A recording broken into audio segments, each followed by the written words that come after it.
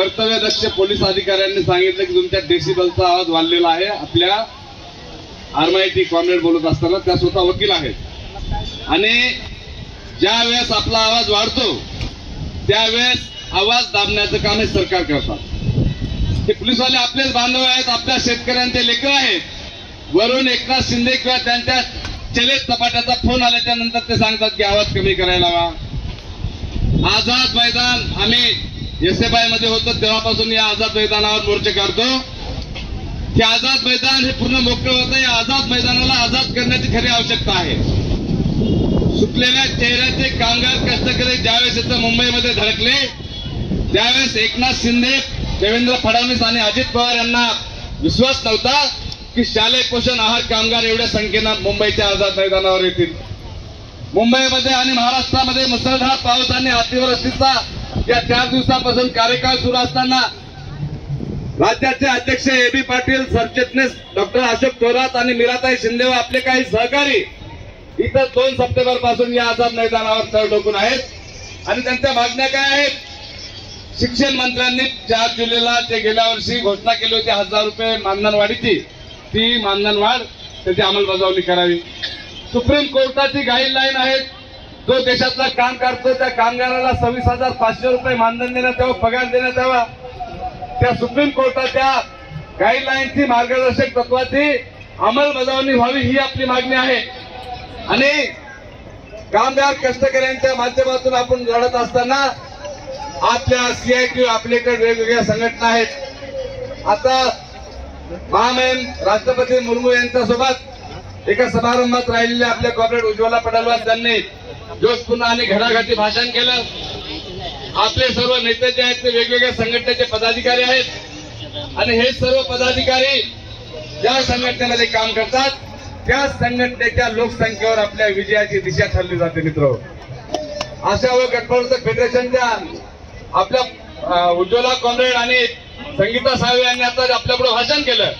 त्यांची संघटना आपल्यापेक्षा उशिरा स्थापन झालेली आहे.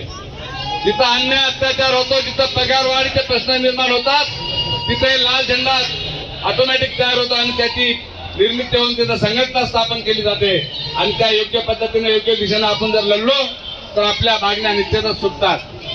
अशा व गटप्रवर्तक फेडरेशनचा मी पण नांदेड जिल्ह्याचा सेक्रेटरी आहे.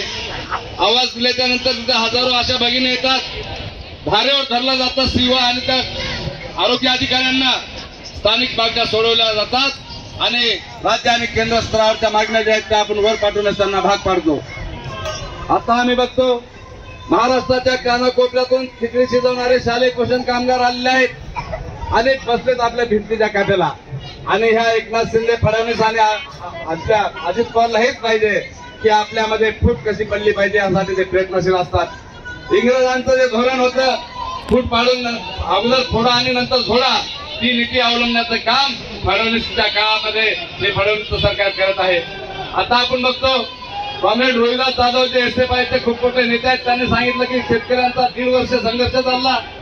मोदी सरकारनं जे 3 कायदे शेतकरी विरोधी केले होते ते वापस घेण्यास भाग पाडलं आणि हे सर्व करत असताना आपल्याला धडका द्यायचा जिल्हा परिषदेवर जाऊन.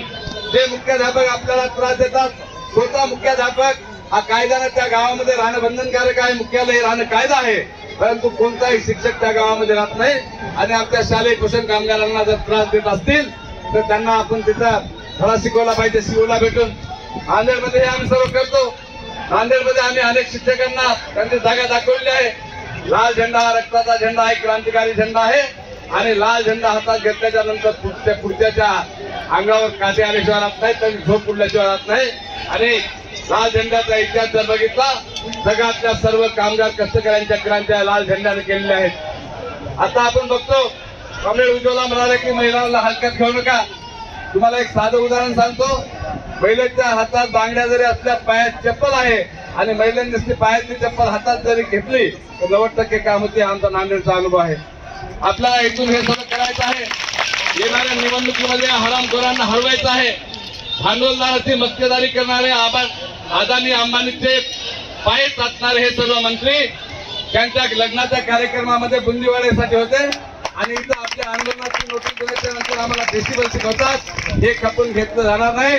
भगतसिंग, सुखदेव, राजगुरू, जतीनदास, मंगल पांडे, अण्णाभाऊ साठे, अमर शेख आम्ही वारसदार आहोत. कायदा आमच्या बापाने लिहिलेला आहे, विचारा करू नयेत, नाही तुम्हाला आजाद करण्याची लढाई आम्हाला सुरू करावी लागेल. शालेय पोषण कामगारांच्या सर्व मागण्या सोडवायत ही मी विनंती करतो. माझे वाढलेले 2 शब्द थांबवतो. इन्क्लाब जिंदाबाद. जय भीम, लाल सलाम.